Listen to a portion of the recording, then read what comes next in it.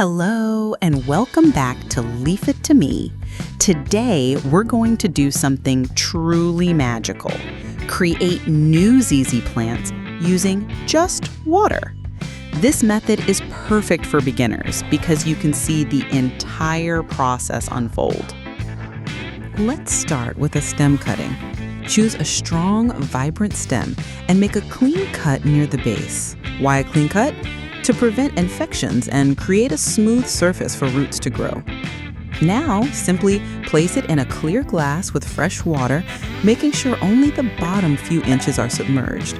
And just like that, part one is done. Over the next few months, you'll witness roots begin to sprout, followed by a small rhizome, which is the plant's energy pack. You can also do this with a single leaf. Pick a nice, healthy leaf and cut it off with a small piece of the main stem attached. Why include the stem piece? It contains more cells that can easily transform into roots, increasing your chances of success. Place the leaf cutting in a shallow dish of water. This method is slower, but incredibly rewarding when you see that first tiny root appear. Now that your cuttings are set up, here's how to care for them. Place them in a spot with plenty of bright, indirect light. They need this light as energy to create new roots. Most importantly, change the water every few days. Why is this so crucial? Fresh water brings new oxygen, which the developing roots need to breathe and grow strong. It also prevents bacteria and algae from forming. Want a pro tip to speed things up? Once you see the first tiny roots, you can add 1 or 2 drops of a liquid fertilizer high in phosphorus to the water. Why phosphorus? Phosphorus is the key nutrient that signals the plant to focus on root development. But be very careful, a tiny amount is more than enough. Okay, fast forward a few months, and look at this. Your patience has paid off. So, when is it time to move your new plant from water to soil? The rule of thumb is to wait until you have a healthy network of roots about 2 to 3 inches long and a small rhizome has formed. Why wait for the rhizome? Because that little potato is the plant's battery pack.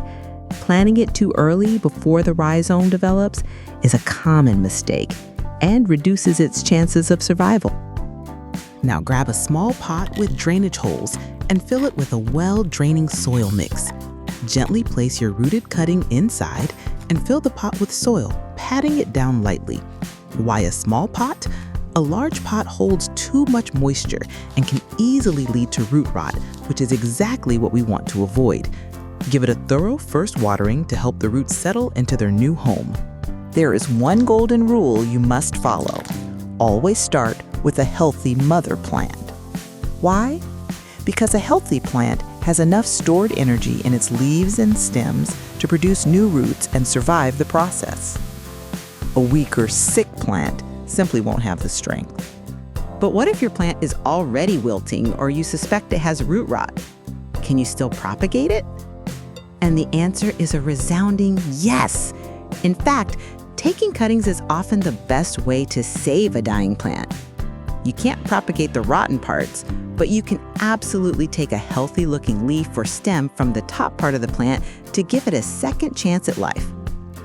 If you want to learn exactly how to spot and treat a dying ZZ plant, I highly recommend you watch my previous videos on ZZ plant care and root rot, which I've linked in the description below. Thank you for watching this magical process with me. If you enjoyed it, please hit that like button and subscribe. For all your plant questions, you know what to do. Just leave it to me. Leave it to me.